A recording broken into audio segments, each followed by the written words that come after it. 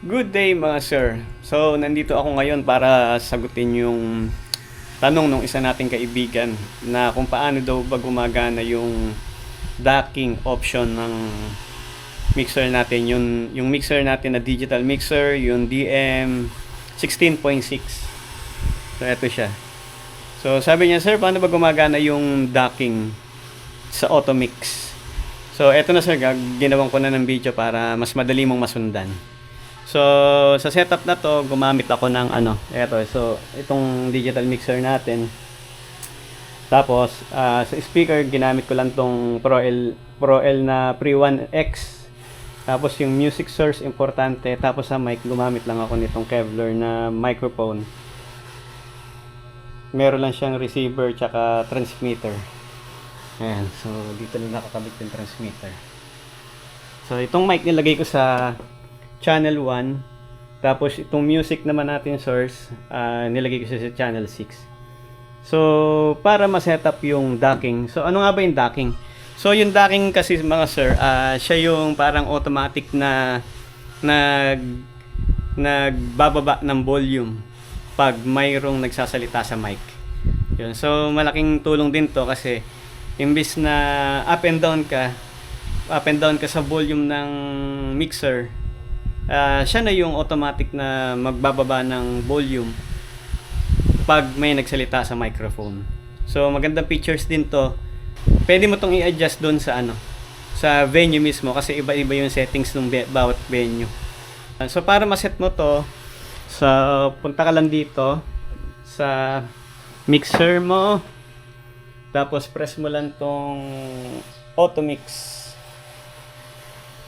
Ayan, tapos sa Automix, pindutin mo tong docking. Ito, nasa baba yung dock pala. Tapos, dito sa mga channels niya, meron tong tatlong pamimilian.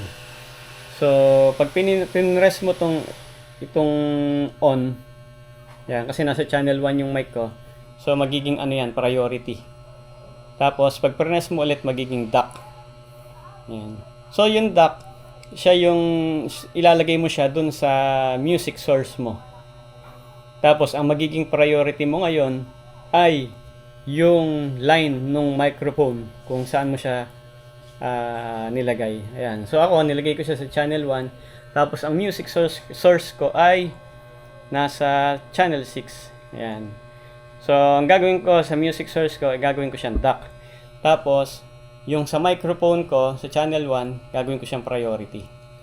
Ayan. So, para pagka nagsalita ka sa mic, yung priority na yan, yan yung maiiwan na malakas. Tapos, magdadock siya dito sa music. Hihina siya. So, bigyan natin example. Sample lang natin. So, ito yung mic. Ayan. Ito yung mic natin. Yan, naka-on na siya. So, nasa channel 1 siya, si 0 dB ko. Tapos yung music ko, isi-0 ko na rin. So, after mo ma-set yung priority tsaka dock, so, kailangan mo siyang i-on dito. Ayan. So, on. Ngayon, gagawin ko, magpe-play ako ng music ngayon dito, tapos magsasalita ako dito sa mic. So, eto na.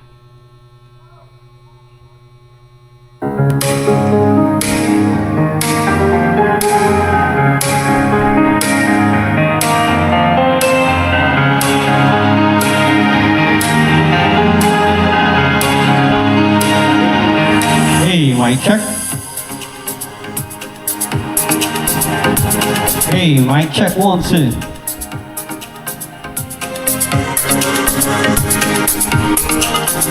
Hey, mic check 1, 2. Ayan, kung makikita nyo, wala akong ginagalaw sa mixer, pero humihina yung music background natin.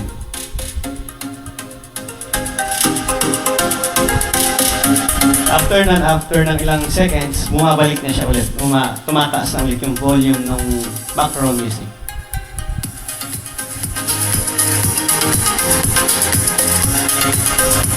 So, ayan sir. Sana maintindihan mo tong video na to. Ayan. So, sana makatulong din itong video na to sa mga setup mo. Ayan. So, para medyo komportable ka na. Wala ka na masyadong, hindi mo na kailangang mag-up and down ng music pagka nagsasalita yung host. Yan. So ikaw na lang sir, bahalang mag-adjust doon sa venue kasi bawat venue iba yung settings. Yun, kapain mo na lang hanggang sa ma-master mo rin. So yun lang sir, maraming salamat. Thank you.